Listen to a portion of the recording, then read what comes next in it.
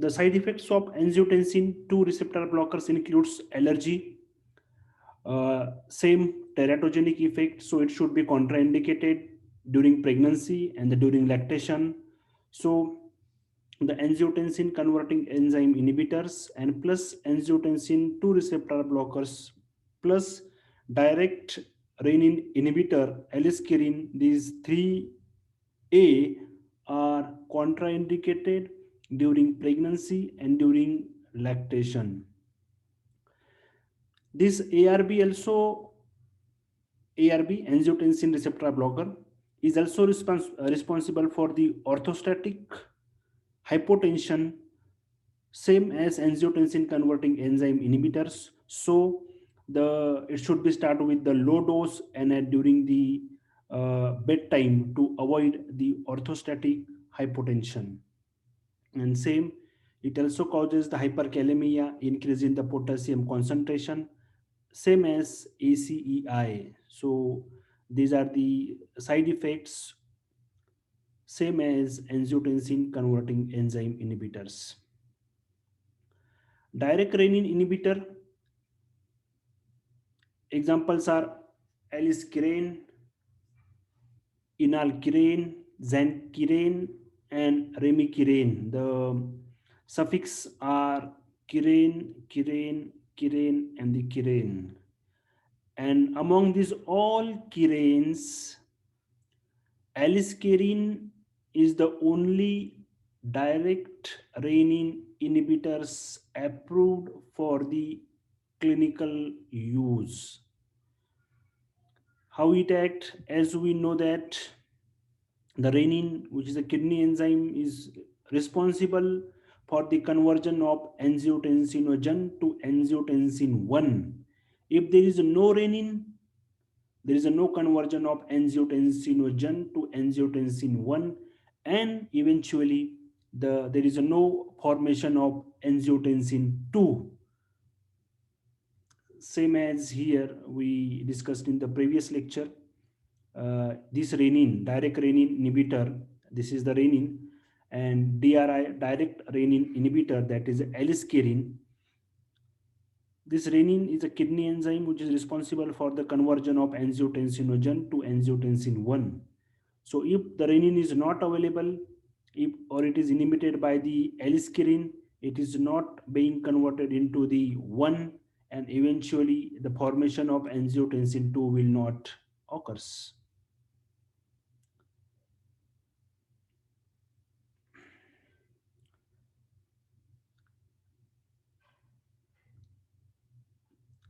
The most important is aliskiren is well tolerated in the elderly population and in patient with the hepatic disease and renal insufficiency and plus type 2 diabetes. So this is the most useful suitable drug, because if there is a patient of hypertension and the old age, most probably the patient has the hepatic disease, a renal problem, and plus type 2 diabetes. So this drug is suitable for the all three conditions as a monotherapy or in the combination therapy. Plus this aliskiren also has cardioprotective and the reno, that is renal protective effects. So it is and the plus point about the direct renin inhibitor, cardioprotective plus renal protective effect. Side effects, common side effects, but the remarkable are the angioedema and the cough, but it is less as compared to the angiotensin converting enzyme inhibitors. uh, Hypotension, hyperkalemia, same, plus it increase the uric acid and the renal stone, maybe cause gout. And aliskiren is not recommended in pregnancy. So overall, all the threes, aliskiren plus angiotensin converting enzyme inhibitors plus angiotensin 2 receptor blockers are contraindicated during the pregnancy and the during the lactations.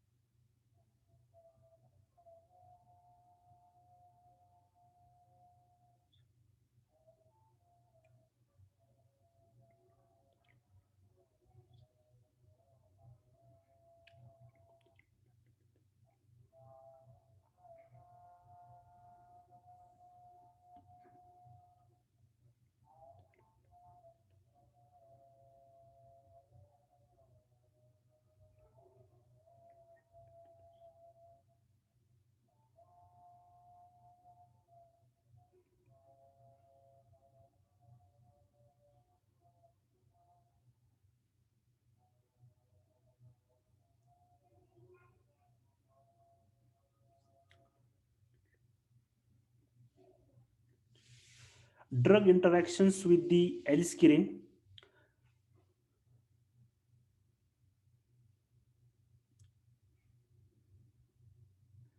Aliskiren decrease the absorption of furosemide by 50%. Now, furosemide is a loop diuretic.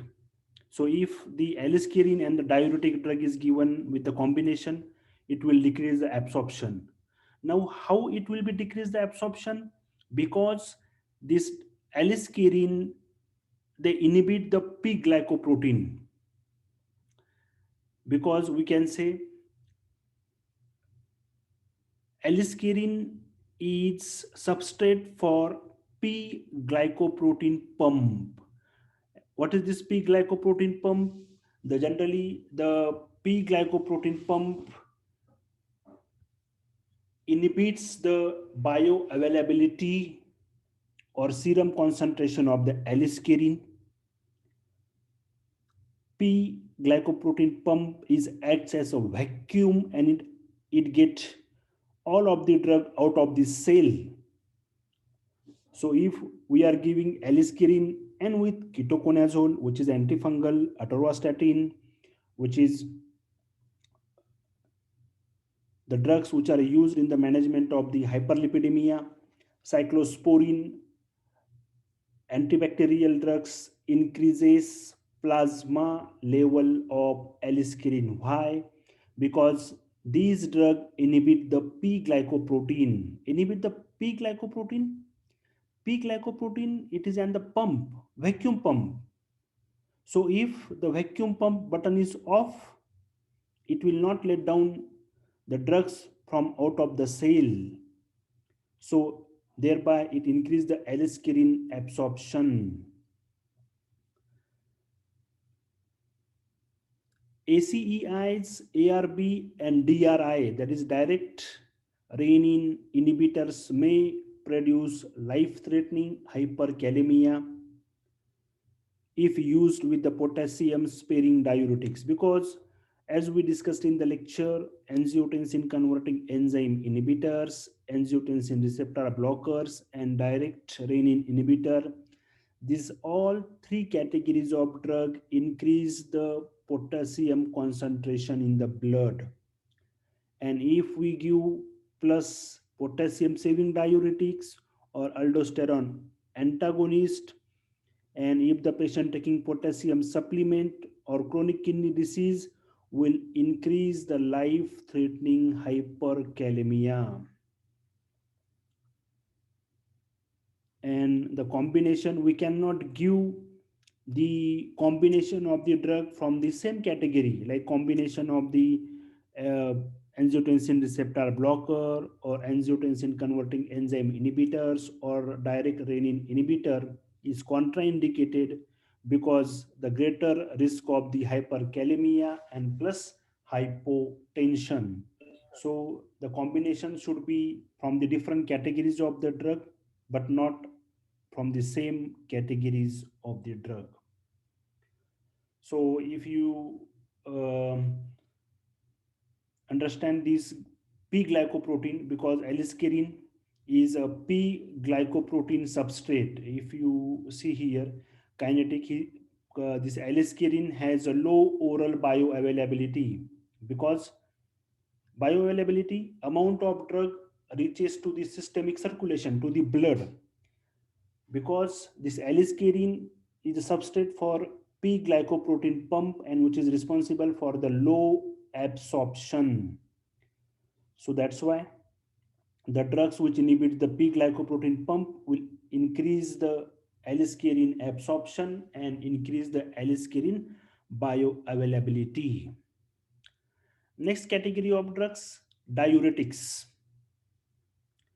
Diuretics, as you know, that it increases the amount of the urine formation and excretion from the body.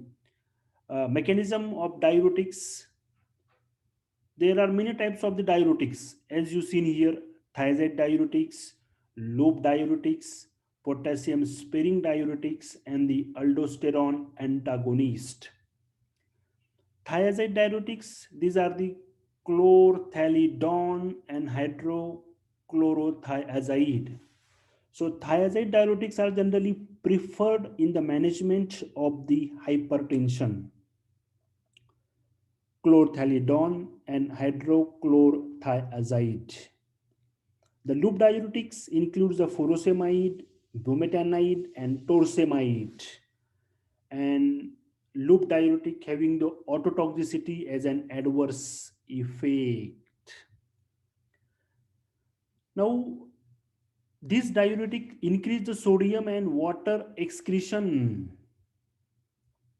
and decrease the cardiac output. Now, as we discussed in the previous lecture, the blood pressure is equal to peripheral resistance multiplied by cardiac output. If the cardiac output is increased, the blood pressure, increase in the blood pressure. If peripheral resistance increased, vasoconstriction, increase in the blood pressure. So here, this diuretics, our main principle to manage the hypertension, either to reduce peripheral resistance or either to reduce cardiac output, and diuretics act by both mechanism. They decrease the cardiac output by sodium and water excretion. They decrease the peripheral resistance by vasodilation effect.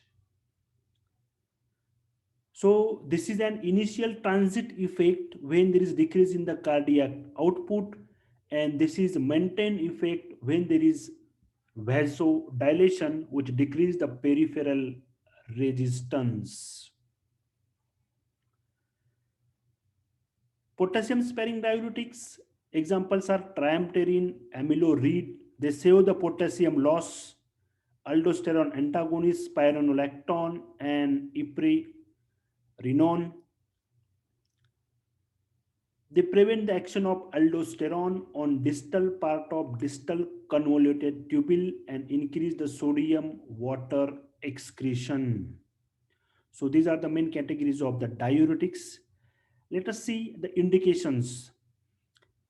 Among the thiazides, there are three examples here: chlorthalidone, hydrochlorothiazide, and metolazone. The thiazides are the initial therapy in the most hypertensive patients, but chlorthalidone is preferred because it has a long T-half, the time required to eliminate 50% of the drug from the body, and also prone trial reduction of cardiovascular disease. But what is the drawbacks of chlorthalidone? It is not used in chronic kidney disease if the patient GFR is less than 30 ml per minute. If the patient is having chronic kidney disease and the GFR is less than 30 ml per minute, the best drug from the thiazide category is metolazone. So Here is our one question: which of the following thiazide diuretic you will prefer in the patient of chronic kidney disease with GFR less than 30 ml per minute? So from the thiazide diuretics, the only metolazone is preferred in the chronic kidney disease if GFR is less than 30 ml per minute. This diuretic therapy is also used as a part of most combined therapy if the patient is not getting benefit from the monotherapy or single drug in the management of hypertension, so it should be added as a combination therapy. Among the loop diuretic, examples are the furosemide, bumetanide, and torsemide. These are generally used in the symptomatic heart failure and chronic kidney disease if GFR is less than 30 ml per minute. Potassium sparing diuretics used in combination with thiazide diuretic in patient with hypokalemia on thiazide monotherapy and minimally effective as monotherapy. And we have aldosterone antagonist like spironolactone, generally used in the primary aldosteronism and resistance hypertension as an add-on therapy. Side effects of diuretics: the thiazides are generally responsible for the hypokalemia. So, hypokalemia, how to overcome this hypokalemia? We can use with the potassium sparing diuretic like the spironolactone. We can use with these potassium sparing diuretics like the triamterene, amiloride, triamterene and amiloride. These are the potassium saving diuretics. So if there is a hypokalemia in the patient, so we can use with the spironolactone,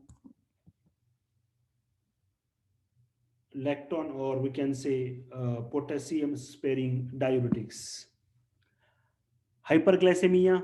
So if there is a hyperglycemia, increase in the blood sugar, so great caution should be taken to the patient which is having type 2 diabetes mellitus. Hyperuricemia, if the patient having the gout or hyperuric acid, so here the great cautions should be exercised.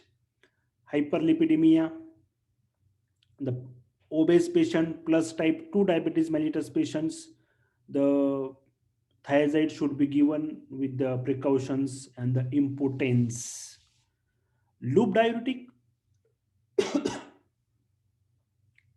autotoxicity. The remarkable one is autotoxicity. Except among these three, furosemide, bumetanide, and torsemide, torsemide generally having the less autotoxicity as compared to remaining two. Hypokalemia, hyperglycemia, and hyperuricemia, same adverse effect. Potassium sparing diuretics and aldosterone antagonist, as they preserve the potassium loss. So hyperkalemia, especially if given to the patient taking potassium supplement or patient on the A therapies with CKD. A therapies means ACEIs, ARB, and DRIs. And the spironolactones responsible for the impotence, gynecomastia, and amenorrhea in the women's. So this is about the diuretics, the indications, and the main categories of the drugs. Calcium channel blocker, the last category in the management of hypertension from the first line drug. The classification of calcium channel blocker. As we know that calcium is responsible for the contraction effect when the calcium ions influx inside the cell causes the contractions. So these calcium channel blockers are classified into two categories: calcium channel blocker which is more selective and the blood vessels, which act on the blood vessels, and second category which is act on the heart.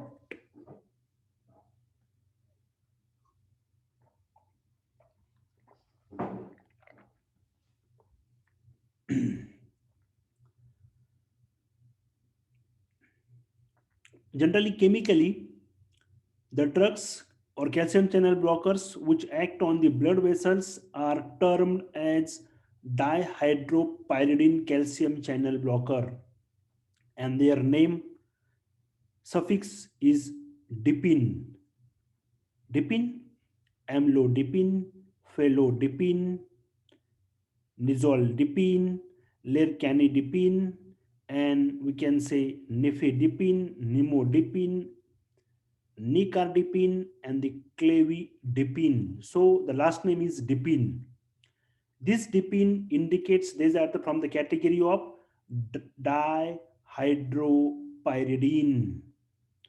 These are also classified into two categories: long acting, short acting. Generally, short actings are not used in the therapy.